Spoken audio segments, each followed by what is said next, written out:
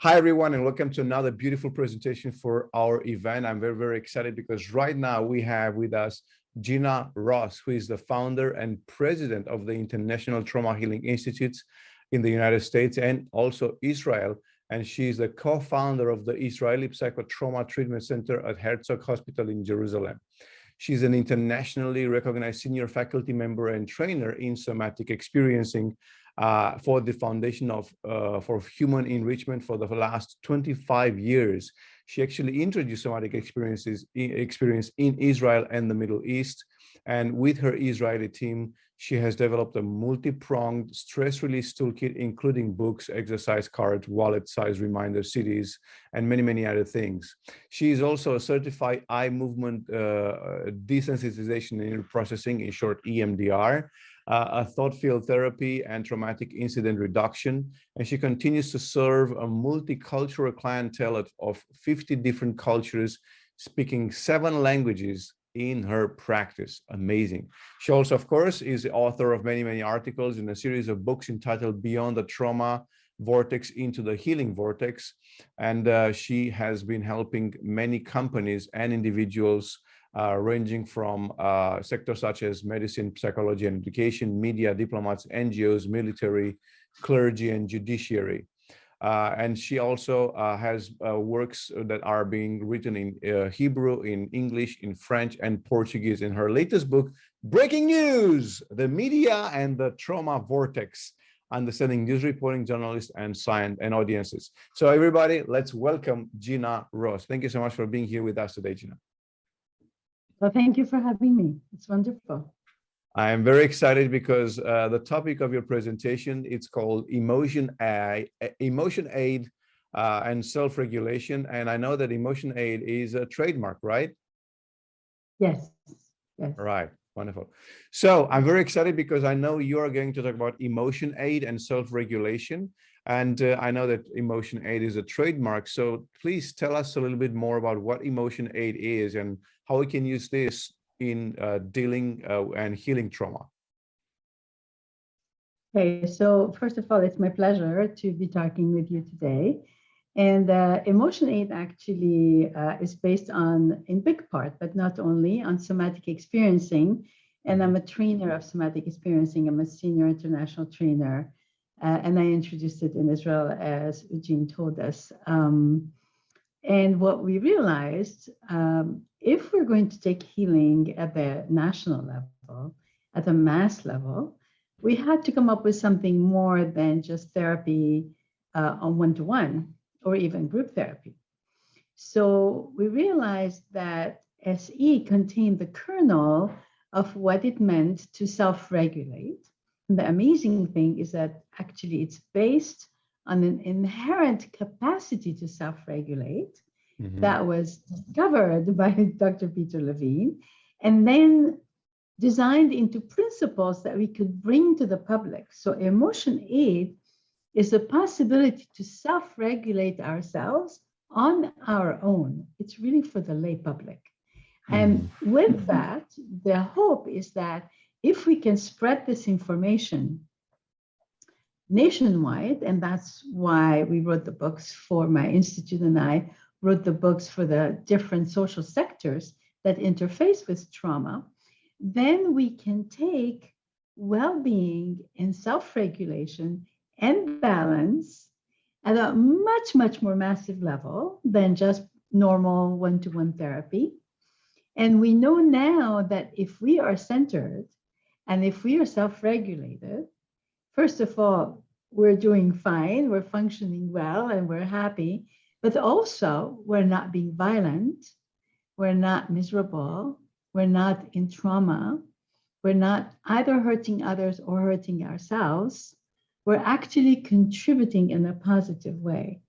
So the idea that now we could, by spreading knowledge like EmotionAid, and there are others, to the wider public, we could really seed the collective consciousness to diminish conflict and diminish violence. That's really the goal of our institutes. Beautiful. I would like to ask you, for there are people who are going to watch this who are, professionals. There are people who are not professionals, but they are looking into this. There are people who are watching this presentation simply because for their own personal benefit, they want to heal their trauma. So for these people, I would like to ask, when you say self-regulate, can you explain a bit more, like, what would that mean? What is the difference between self-regulate and self-control, let's say, if any? Right. Well, if you self-regulate, you have self-control. Basically, this is how they're married together. This is how Yeah, they yeah. belong to each other. But yeah, you're absolutely right. So here's what's so amazing. The beautiful thing that actually Peter Levine really figured out is that we have a built-in mechanism we are born with, guys. Remember that. We're born with this mechanism to be able to self-regulate, meaning we have a branch like the sympathetic branch and the parasympathetic branch of the nervous system. They work on a complementary basis. So if, let's say, I get too excited, my parasympathetic comes in and says, okay, slow down, wait for a moment, take a breath, and it will regulate me unconsciously on a daily basis all day long, and I'm not even paying attention to it. It's working beautifully. However, if I get stressed and there's too much happening, of course, I get stressed in normal life, and Yeah. that's why this nervous system is built for it. But if I get too stressed, it's too much, too fast, too soon, then I lose that capacity to do it on my own unconsciously. Mm-hmm.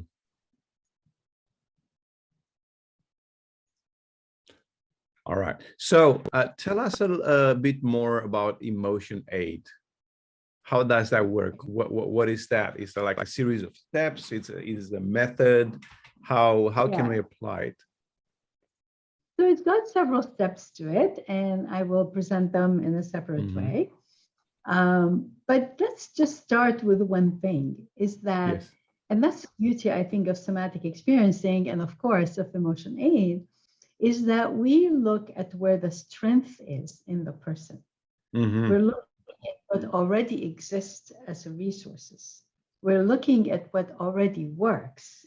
And so resources play a very, very big role in it. I was just presenting to my students in Israel, and I came up with something that resources are actually the emotional muscles of our capacity to heal, which, by the way, in SE, we've called it the healing vortex. We have the trauma vortex, which is all of the symptoms of when we are upset and overwhelmed and dysfunctional, and a lot of our autonomic functions are not working very well, we're unbalanced. And the healing vortex is the opposite, is our capacity, our inherent capacity to heal, and also which means, what does it mean when I'm self-regulated? That means I can contain difficult emotions without acting out, Yeah. without getting into destructive patterns. I can function, I can connect with people, I can connect with myself, I can connect with the world and with nature and with God for the people for whom that is important. And I'm in a good relationship. I can communicate what I need and I can hear, very important, what other people need too. So that's what self-regulation would be about. So you can imagine from that how crucial it is for our everyday living. Yeah. Yeah, exactly.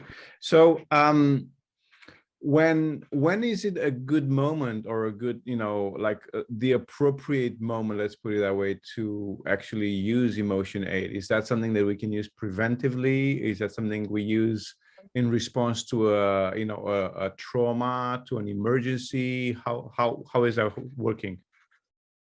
Wonderful question, because it's actually for all of it. So, for example, let's say something happens suddenly, and I'm really, really upset, I'm really stressed, and I feel overwhelmed. There are grounding exercises in the video that you can do that will help you really get grounded again, meaning get more in control of your emotions. And so if my heart is beating very fast and I'm like having a panic attack and I don't quite know what's going on, I get confused and I get out of control, there are things I can do immediately to bring me back to myself.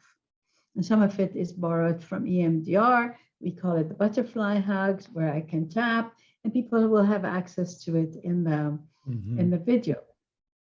Another one, just to give you very briefly. Yes. Take it with you, okay? Take it already with you. So if you feel like, put one hand on your chest and one hand on your stomach, and just track your respiration. That's all. Track your breath for a minute.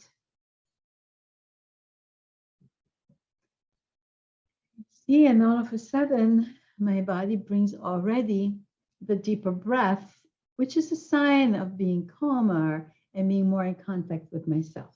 So that just alone, that little nothing gesture, a minute, can already bring you back from a level of activation that's just going to make you do that are not okay for you or for others. So that would be that. But here's the beauty. Not only can I self-regulate, and when I'm very upset, bring myself back into order, I can also avoid cumulative trauma, which means that I can also create what I call my emotional muscles, strengthen my emotional muscles the same way as I exercise my physical muscles, to be able to handle very difficult situations without getting overwhelmed by them. I keep my composure, I keep my empowerment, and most of all, I keep my capacity to function well, which is really, really what we need, right? So you can really train, yourself to like be all zen when a trauma happens. I can train myself to not get overwhelmed by overwhelming events. Exactly. Exactly. And that's the beauty of it. That's what's so extraordinary. So not only do I heal, but I also can prevent. And I think that that's very important. So imagine, that's why we came up with what we call the Ross model, which is to take this information to all of the sectors, the social sectors that interface with trauma. So I'm thought like I have a book for education and psychology. So imagine, for example, like every teacher and every child in the classroom is trained in self-regulation. Yeah. Or in understanding what traumatic symptoms are, so that they're not called behavior disorders, learning disorders. Actually, too much activation in the system doesn't allow the child to be really present and focus and have all her or his abilities. So you see what I mean? It can truly transform society if we all learned how to regulate ourselves. So yeah, go ahead. No, go ahead. Yeah, I was wondering, because you mentioned about, the child and having too much stimulation, and can too much stimulation actually, of course, it can lead to a deregulation, but can it also lead to trauma? Is that possible? I wouldn't say it this way. I know I understand what you're saying, and it's a very, very important point that you're bringing, because you may have people whose nervous system is very dysregulated, and they'll say, but I don't have trauma, everything is fine in my life. But they're constantly on the stress level of the adrenaline pumping into their body, and that will create the same dysregulation. What's interesting, actually, I don't know if you know that, but on the scale of stress, they put actually that if you just, let's say, got married and bought a place and changed a job and had a baby in 1 year, you'll be as high on the stress level as if you had a traumatic event. Wow. So we're talking about containment. We're talking about harmony. We're talking about balance. We're talking about regulation in the sense, I don't put more than what the nervous system can handle. That's so crucial. So in that, this is now I'm borrowing not from EmotionAid, but from SE, the concept of titration that Peter brought in, which I thought is constant phenomenal. Of what? Titration. Titration means that I put something together, two products together, one little bit at a time, like a homeopathic process. And that means that I don't put in a system more than it can handle, even a good thing. Mm-hmm. Imagine. So we learn to measure, we learn to assess where a nervous system is, including in ourselves, and how much we can bring in without dysregulating ourselves. There are lots of good things that are happening, right? Yeah. We get all of the options sometimes, or a lot of this, all these bad things going on on another time. So it's again about excess. So excess energy in the system dysregulate the system. Dysregulated system has to do with the autonomic nervous system, which is in charge, by the way, listen to that, Eugene, Yes. of all of our autonomic functions. Can you imagine? Meaning that my sleep pattern, my breath pattern, my heartbeat, my temperature, the temperature of my body, my appetite, my sex drives, everything can get affected by my dysregulation. We're talking about my whole life becomes upside down. Then, of course, if all of these things are off, what am I going to do? I'm going to be irritable. I'm going to snap at people. That's going to mess up my relationship with people. Maybe at work, maybe my spouse, maybe my kids, maybe the teacher with the kids in the classroom. It's dysregulation is actually a true issue Yeah. Yeah. Yeah. that pertains to all of us, all of us. And So people no don't think thing, of their own issues as, oh, people are not sitting like sitting there and say, oh, I'm so dysregulated. They say, I'm pissed or I'm frustrated right? or Exactly, exactly. And well, let's make a difference though, because I can be pissed and be regulated. Okay, okay, so how here's the so? difference. Yes. Here's the difference because this is so important. What you just said.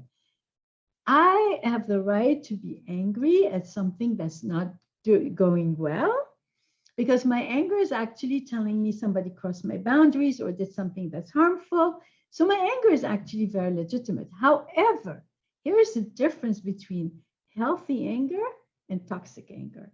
Healthy grief, toxic grief. Healthy shame, toxic shame. All of the feelings. Mhm. We have the right to the whole smorgasbord of feelings. We have to be able to feel them and be able to contain them. But if we are dysregulated, they become toxic. And then I don't have control over them. Mhm. Now I'm angry, but I'm biting at you. I'm yelling at you. I'm destroying something around me. It's different. So Mhm. I want to make the difference between Yeah. toxic anger and healthy So, anger. are these, let's say, emotions in this example, are they first becoming toxic and then we are dysregulated, or we are first dysregulated and therefore become toxic? I Which one is first? believe I believe that we are dysregulated and they become toxic. Mhm. Now, the thing about it, what happens is that once we are dysregulated, we kind of get addicted to it because there is this constant adrenaline in the system. Mhm. So one of the things I say, don't feel guilty, fix it. Don't feel bad, go fix it. Uh-huh. Don't feel bad because your nervous system has been overwhelmed, has been overpowered by the events, and you can't control yourself anymore. Okay? Yeah, but I feel But so actually, entitled to be angry and to be hateful. that's what I'm I have saying. all the right Again, in the world. that's right. That's right. So I have the right in the world to be angry if what I do to fix it is constructive, works. The difference between trauma and regulation is not that I won't have problems. It's not that I don't have conflicts. It's not that I'm not going to deal with them. That's not it at all. Is that what is the product of my action, whether I talk or I act, my words or my actions? What is the effect? Am I creating more problems? Am I conduit for the trauma vortex? Am I creating more harmony and communication and compromise and the ability to work together? Then I'm a conduit for the healing vortex. Mhm. And that's really, in my view, what self regulation is all about. Who do you want to be walking in the world like? Are you the trauma vortex or the healing vortex? Just that. Yeah. Healthy anger, toxic anger. Healthy shame, And toxic shame. yeah, and you're saying all of these things, and I'm totally with you. I just think back of all these people I've been talking with on this topic, and I've noticed that many times people do not want to let go of the trauma. They do not want to let go of their suffering, because if they let go of the suffering, then they lose that sort of a power that they have, that they get from being able to blame someone. Yeah. Yeah, that's why I said don't feel guilty. That's why I said if you're traumatized, please don't feel guilty. If you have symptoms, don't feel guilty. The only guilt I will assign to you is if you don't do something about it. Mm-hmm. That's it.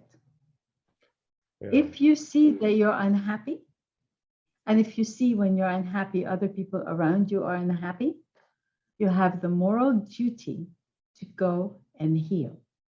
You don't have the guilt that you got traumatized, Mm-hmm. but the moral duty to heal. And that's a big difference, I believe. Yeah. So sometimes I see. Go ahead. Yes. Sometimes it's very curious because sometimes I see that people like don't want to heal. I'm talking about like people like really in trauma coming into my office or Yeah. something. And it would be because like, you mean I can heal? That means that all that suffering was wasted. And then we have to Exactly. grieve. Yeah. But then there's an answer to that. We can grieve for the wasted time and make sure that we don't waste more. You see? Yeah. Once you come from the healing vortex, you have an answer because your guiding line, what is working, what is serving you and others, what is serving humanity. We have a guideline. It's the product of our words and our actions. What's the product? If I just want to have them and I don't care, I'm in the trauma vortex. I'm serving the trauma vortex. If that's what I want, I can't do anything for you in this lifetime. Maybe you'll change in the next lifetime. But if you think that you are a good person, you want to be a good person, you cannot be even polarized. You have to work on your polarization. And that's, again, about self-regulation. Mm-hmm. Self-regulation gives me balance, but more importantly, Eugene, it gives me the capacity to see perspectives, to look at things in a much more complex and nuanced way, so that I have many more options than just a knee-jerk reaction. Because anytime I'm knee-jerking, I'm just responding impulsively, I'm caught in the trauma vortex. It doesn't mean I'm right, even if my cause is completely correct. Yeah. My cause has nothing to do with my action. I can destroy my cause by taking myself as a trauma vortex, ambulatory trauma vortex, trying to fix things. You know, so it's big, isn't it? It's my personal life, for me and my goodness, for me and my physical health. Self-regulation will contribute to that, but there's also for the people around me that I love, and the bigger circle of the people I come to when I study or teach or work, and then the community, whether I belong to different associations, like I love art, I love music. So all of these things that I'm involved with, here is all my circles. And who am I in those circles? Who am I walking there? So I want to give you more tools about how to go about it. But I think the most important thing is to really be cognizant of the meaning of that, the importance of self-regulation. It's really the difference between, I hate to be so grandiose about it, but between peace and war, between conflict and living in harmony. It's really as big as that if we want to transform it. But let me take it to the personal, okay? Mhm. Okay. So I talked about that we can ground ourselves. And there are a few ways of doing it in the video, and I just showed you a very quick one. But Mhm. actually, anything that gets your neocortex busy, like if you count things around you, how many textures, how many colors, how many forms in a room, it will already take you out of this super ultra activation. So this is Mhm. the grounding. The grounding is very important. Not only that, you can see in other people when they're not grounded. You can actually see that they are needing grounding. And it's such simple exercise like this one that you can pass it on to other people. Okay. So Mhm. you've got the grounding. Here's that one we put aside for a moment. And then I have the resources that I talked about. And resource is absolutely anything that helps me feel stronger and calmer, but comes at no cost. That is Mhm. the key. So if I calm myself by smoking, but then I have a bad breath and they don't want to kiss me, or my lungs are suffering, or I'm going to develop cancer, that's not a real resource. I need to replace it. Okay. So resources come at no cost. But now here's the beauty. What do I do with the resource? I ground it in my body. Now, what does that mean? And that is what's so special, I think, about what somatic experiencing did, is to bring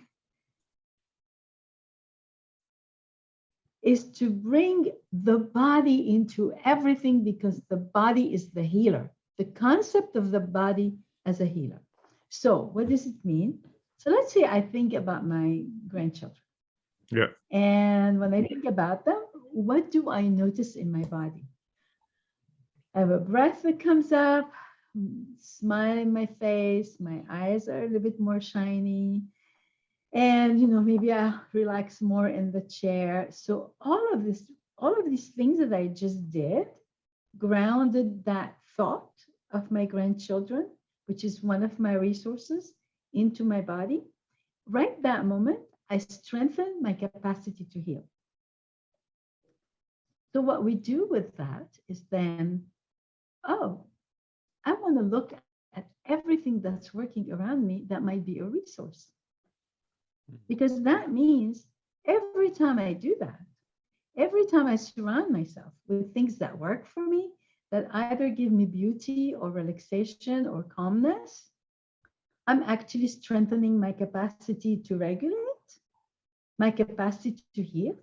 Wow, that's a very cheap and pleasurable way of strengthening my self-regulation. Okay, Yeah. ready for the last step? Yes, please. The last step, and that one is very important too. Now that I'm aware of the importance of what's happening in my nervous system, autonomic nervous system, right? Like if I'm upset and frustrated and I'm acting out, or I'm panicky or worried or too anxious, and I'm not controlling myself, what I want to do is go into my body whenever I'm upset and notice what's really happening there. What sensations do I have? So let's say I'm thinking about a real problem in my life, and my heart starts beating fast, and maybe I have a lump in my throat, and my chest is tight and butterfly in my stomach. Whoa, a lot of things are going on. Well, what I want to do is focus only on one of the sensations at a time. And let's say I focus on my heartbeat and I just close my eyes. And immediately something comes up, alone, not on purpose, autonomic, from my nervous system, that helps me discharge that constricted sensation and brings my heartbeat back to normal. So the signs of discharge, and you'll see that in the video, are a deep breath that comes by itself, diaphragmatic breath. I don't want the voluntary breath that much. I really want the discharge of the autonomic breath. Yawning, trembling or shaking, heat wave, warm sweat, gurgling in the stomach, and goosebumps. These are all like when they're happening to me, but I'm not controlling them. They're Yeah. spontaneous. I'm actually discharging the adrenaline in my body. Mhm. Then I go to the next sensation, I do the same thing. Next sensation, I do the same thing. Next sensation, I do the same thing. How many There's one times more do you do step. this? So here we go. Excellent. That was my next step. So then I go back to the thinking of what bothered me and I see what comes up again. So Mhm. maybe the heartbeat comes up, but not as strong as before. Mhm. And maybe only the chest constriction comes up, but this one is gone. Mhm. Wonderful. I do the same process. And then I bring it up again. After I'm done, I do the same process until there is no charge. Now, what Mhm. happens when there is no charge? It means that I integrated that experience. That's all it means. I have been able to digest it. I Mhm. did the work that my nervous system, if I wasn't traumatized or stressed, would have done on its own. So now I know how to make my nervous system work when it has been dysfunctional. I Mhm. can put it back into practice. I have one more thing for you, Jean. Would you like it? So Yes, of course. here's the one thing, and this is amazing. I don't know why it happens, but once I clear up my nervous system, what happens? The negative thought that I had, the destructive thought I had, changes by itself. That's uncanny. Mhm. Uncanny. I don't have to argue with myself. All I have to do is clean up. I call it my body is a washing machine. Put everything in the washing machine. Bad Yeah. feeling, bad thought, bad action. Putting in the washing machine. Let it do the cleanup job for you because it was built to do that. I mean, that discovery for me, that and also that the brain is plastic, meaning that we can change until the time of our death on our deathbed. It's amazing. We didn't know that before. Yeah. This is discovered in the last 20 years. And that to me is the most revolutionary thing that happened in the field of psychology is to discover that new good experiences can replace our bad experiences and give us a very different sense of self and a very different way of looking at the world. And even more importantly, a very different way in operating in the world, how we function. And again, I come back to, am I how do you say, a flag for the healing vortex or a flag for the trauma vortex? That's it. How am I walking in the world? Who am I? Yeah. So I wanted to ask you, you said you are basically when you have uh, something you don't like, let's put it that way, first step was that you are grounding and then you're finding resources and then you are, noticing the sensations you have in your body. Now, when you get to the step of noticing the sensations, it's like, like you said, like a lump in my throat, right? So I notice this sensation here. Maybe I feel like crying. Maybe I'm even crying. All of these things are happening. Do I do anything about it, or I just sit with it? I just notice it. I don't sit with it because I don't want to stay in it, but I notice it. I witness it, I accept it, and I notice it. I give it my attention. And my attention with Mhm. intention, like what happens next, is what's going to bring that movement Mhm. in the sensation. Now you're reminding me about something that I didn't tell you. What if I have a thought that is negative? It's not Yeah. sensation. What do I do with that? So I take the thought into the body. When I have that thought, let's say, all men are bad, or life is dangerous, the world is terrible. What do I notice in my body when I have that thought? Oh, I feel like tight in my chest and my stomach is like a big hole. Okay, I take them one at a time and I notice. I stay with it until, and I'm watching and I'm waiting for the discharge to happen. Now, remember, I may have a very quick way of operating, Like now, because I'm very trained, I notice something immediately. I talk about it immediately, the breath is coming. But some people, it will take longer. It's Yeah. okay. Sensations take longer to connect with than thoughts. Remember that. So if it takes you 30 seconds, 45 seconds, it's okay. Just stay with the process until something comes. But here's the trick though. If I busy my mind while I'm doing it, oh, that doesn't really work. I'm not doing it the right way. I'm not sure I got it right. If Mhm. I'm busy in my mind about all those things, my body will not do the process. Yeah. I need to resolve those issues in my mind and then free up my body to do its job because it's at the autonomic level.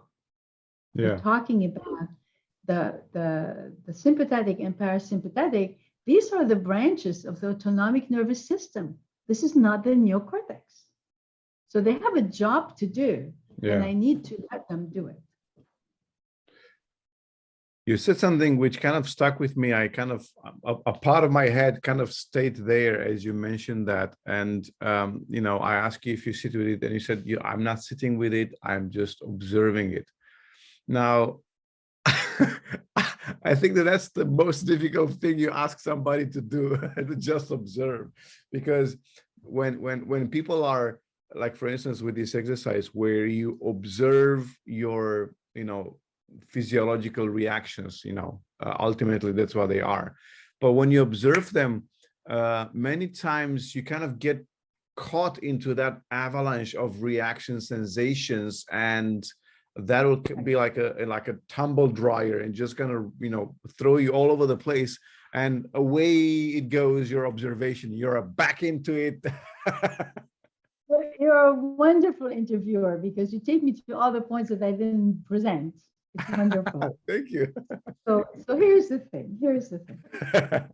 And it's true. So what we're learning to do is to recognize the very first signs of activation, of being agitated.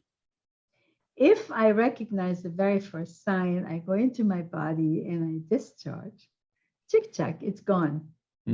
If I don't do that, if I'm not aware of myself, I don't take stock of what's going on inside of me. I don't pay attention. A lot of us walk like that, not disconnected from paying attention to what our body is telling us. If I don't listen, then by the time I'm aware of it, I'm in full trauma vortex. So there's two solutions. It's going to pass anyway, so I can wait until it passes. But maybe in the meantime, I hit the fridge, or I hit my child, or I yell at my spouse. I don't know. Or I ask for somebody's help. And this is the kind of help all can give to each other. Talking and then there's the grounding. I can ground myself if I remember. But again, if I'm already in high activation, I'm not going to even have the presence of mind to ground myself. So it's important to catch ourselves. So two things to respond to this. One is, do resources on the ongoing basis in your everyday life. Don't wait until you're upset or traumatized or overwhelmed. Make a list of all of your resources, your personal resources, your external resources, and ground a few of them. Okay. For example, I ask my clients sometimes to put each resource on a piece of paper, put them in a bowl, and whenever they're not feeling good, just pick a resource, open it, ground it in your body, pick another one, open it, ground in your body, and then you're ready to start your day on, or even to go into your issue with a better access to yourself. Yeah. So those are the ways that we can help ourselves. It's like resourcing ahead of time, and then knowing, starting to analyze what's the first sign? What tells me that something is wrong? And then I have much more access to myself. And that's again, and I remember, and that's again is the most important thing, because we have billions of dollars of self-help techniques all over the world. Yeah. Do we have a regulated population? We don't. And what's happening? Everything needs to be practiced to become real. Yeah. So We have something that we call brushing your nervous system every night for 2 weeks until it becomes more automatic. We have things that we teach in the course is like how to develop the habit of being able to do that. Now, the reason why that could be easy, on top of it, you have the video, but the reason why it could be easy is because it's organic. It's already part of your nervous system. Yeah. You don't have to go invent. You don't need a pen. You don't need a computer. You don't need a phone. You don't need even a calm space. You don't need a lot of time. You don't need a private place. Nothing. Only awareness. Yeah. That, it almost sounds philosophical, not therapeutical. Yeah. But I think that's the beauty of it. That's why I fell in love with it. But by the way, I'm for all the techniques that work, okay? Yeah, and me I too. tell my students to learn all of them, because each one of the creator, we have several channels of how we get our experience. Each one of them was drawn by one of the channels and developed this channel very well. So it's very good to have it. It's amazing what has happened in the field. And there are a lot of short-term healing techniques, trauma healing techniques. So look around, see what fits for you, see what you like, but do understand that it's possible. And this is what really excited me, why I thought about the global impact of that, because actually it is built into our system. The moment I learned that, the moment Peter Levine said, when a trauma vortex is there, there's an immediate healing vortex getting designed to come and heal it. I went like, wow, oh my goodness. It's not me bringing you what you need, is you having it and me make it easier for it to come up. So the sensations that you have when you're thinking of, things like this, those sensations are actually part of the, healing vortex? The sensations is the traumatic energy that's caught in the body. So every time I take a sensation of constriction and I discharge it, I'm cleaning up my nervous system from it. That's why I want the diaphragmatic breath, what I call the reptilian breath, to come by itself. Because I'm using the inherent ability of the body to heal. And I'm learning what are the things that make it possible. So what makes it possible is an attention that's not judgmental, non-analytical, just very anthropological, very curious, observing. The third eye, the witness eye, that's all I want.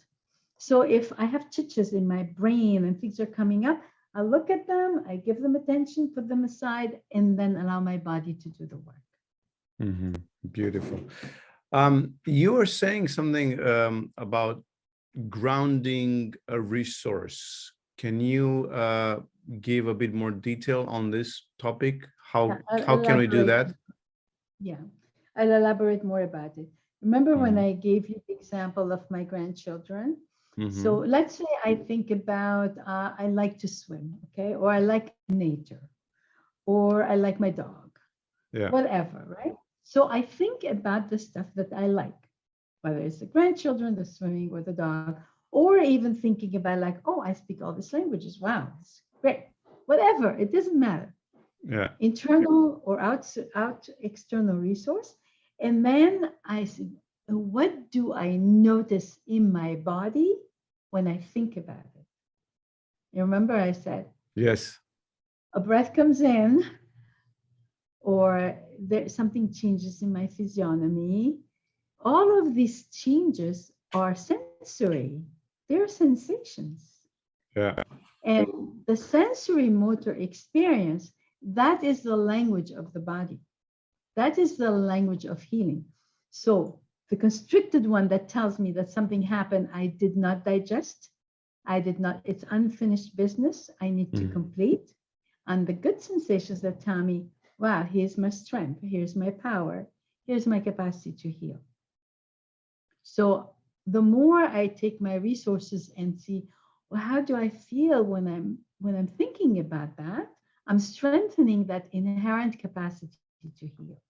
So Mhm. that's what I'm saying. We're actually actively healing without an effort, without suffering, by actually thinking about things we love and like, whether we do them or they are around them or we are them.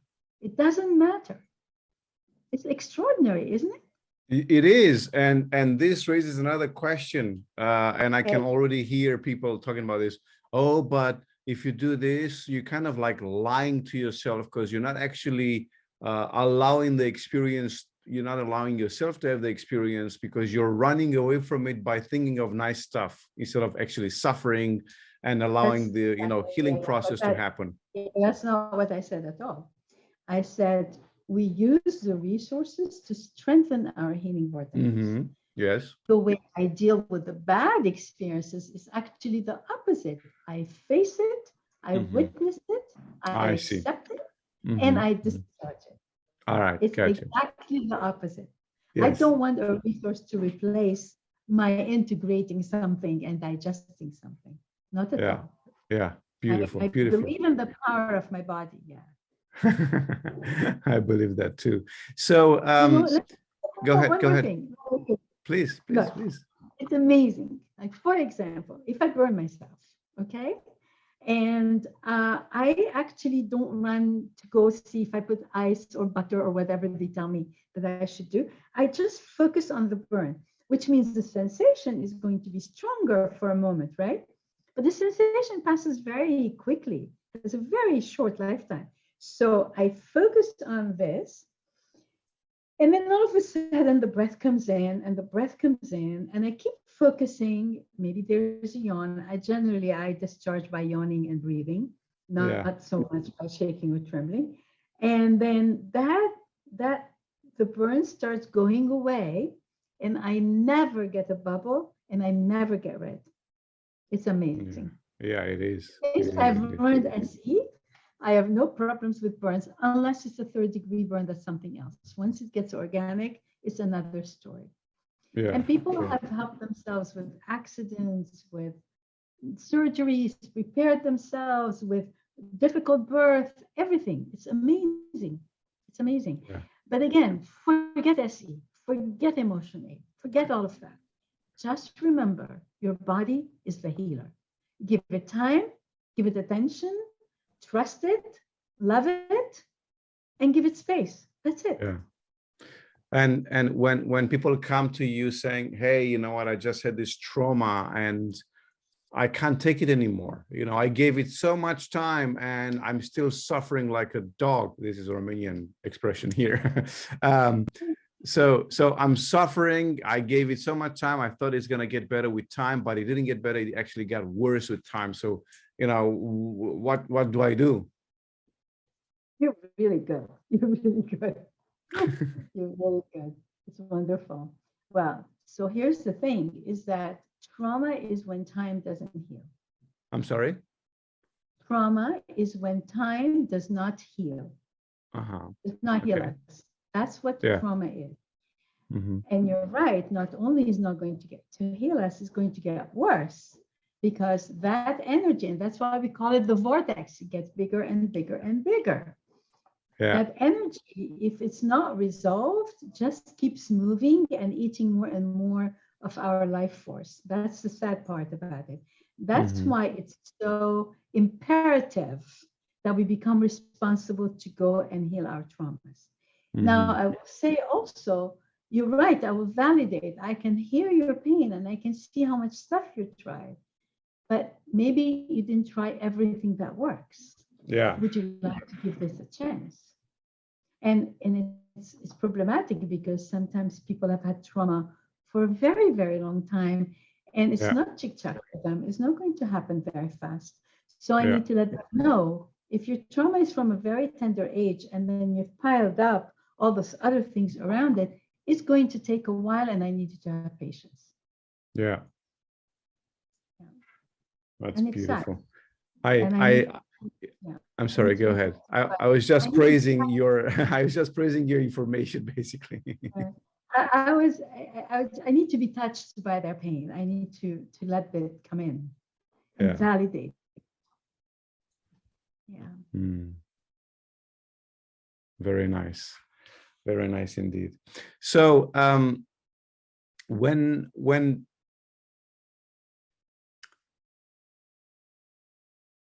trauma has been present for so long, in some cases people get numb. They're like kind of, they have this feeling like I'm dead inside, like there's, you know, I'm just a little, you know, walking zombie. I have no feelings, no reactions, no response, no nothing. I'm just completely, you know, stunned, so to speak. So in that situation, how would you proceed? How would you you know, work with such a person? So numbness is actually a very good resource to not feel the pain when you don't have an outlet for it.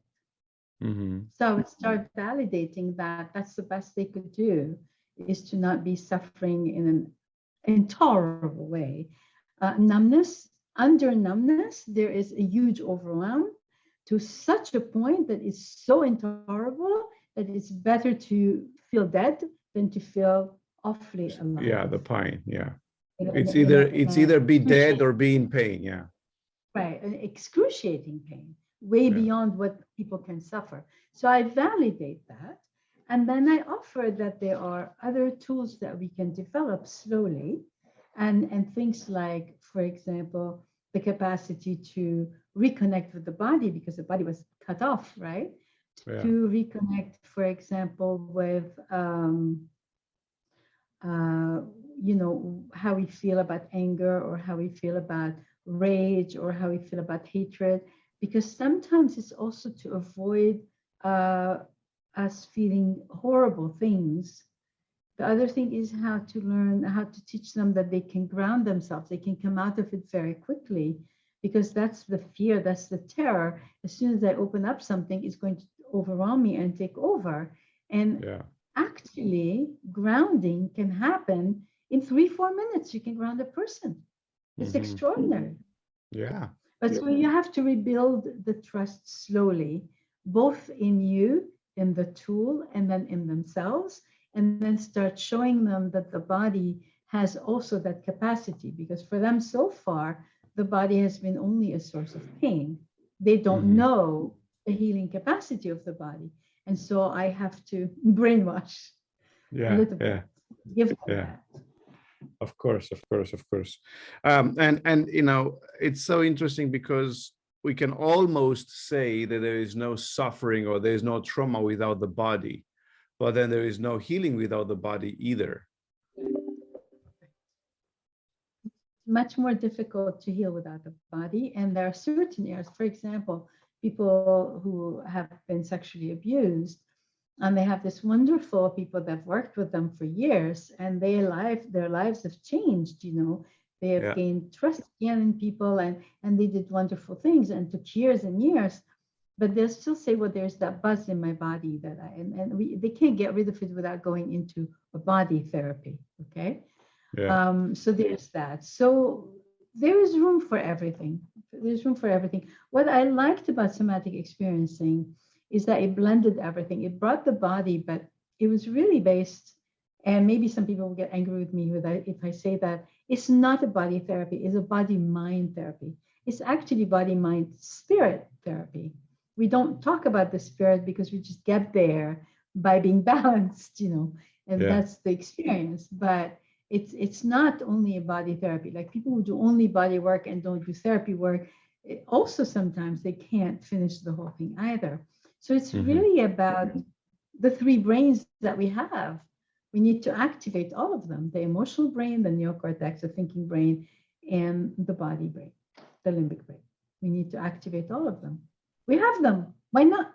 Why are we excluding everything, right? I mean, there must be a reason to have all of them, right? Exactly. And here's the beauty, is that you can actually introduce the body in every other technique. You don't have to replace it. Yeah. You can just take that element that wasn't there and add it in. How Yeah. wonderful is that? It's really, yeah, you can't go wrong. Beautiful.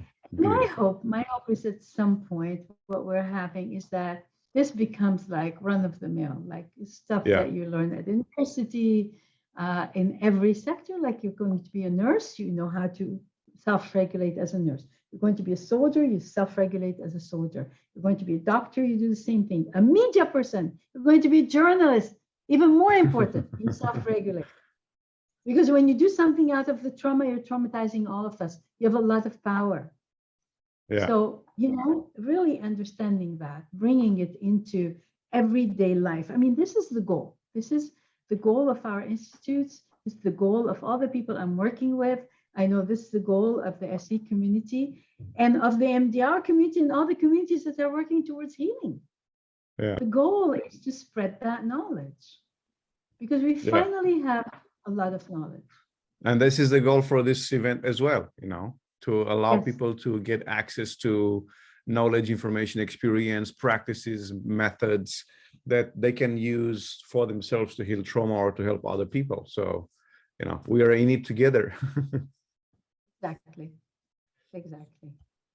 Thank you so much for your beautiful presentation and for all the fantastic insights you shared with us. Please tell us where people can get in touch with you, how can reach out to you, how can they learn from you if they want to learn more from your experience and courses and programs. So they can get in touch at info@traumainstitute.org. Mm-hmm. That's our website. And the number of the institute is 323-954-1400. If they need to do that, if they need to call, that's in the United States, in LA. We have another institute in Israel. Mm-hmm. But they can go on YouTube also and find EmotionAid. Mm-hmm. They can ask us for the EmotionAid, and any one of you who are journalists or work with journalists, our book for journalists is given for free to journalists as an ebook form because we want that information out. We want Yes. it out in the world. And there is a coming book on collective trauma and conflict resolution coming out soon. Yeah, beautiful, wonderful. Thank you so much. So everyone, you know where to get in touch with Gina, her website, the phone number. Go ahead and reach out. Sorry, website. No, the website is to check the website is www.traumainstitute.org. Yeah, yeah, yeah. And the And other one is is more to email us. The other one. yeah, right. There you go. So one last idea here, of course, is you are already accustomed to, do share with us your key takeaways from this presentation. Let us know what you liked best. I took a lot of notes in my book. I always take notes when I'm working with someone. So I feel very blessed to be able to do all of these presentations and interviews. So everyone, share with us your key takeaways from this presentation. We are going to take a quick break now. Share them with us in the comment section on the website or on Facebook or on the mobile app, wherever you're watching this presentation. And then we'll see you after the presentation for the next one, or I'll see you next day. Again, thank you so much for your presence, and thank you so much for everything. Thank you, Jean.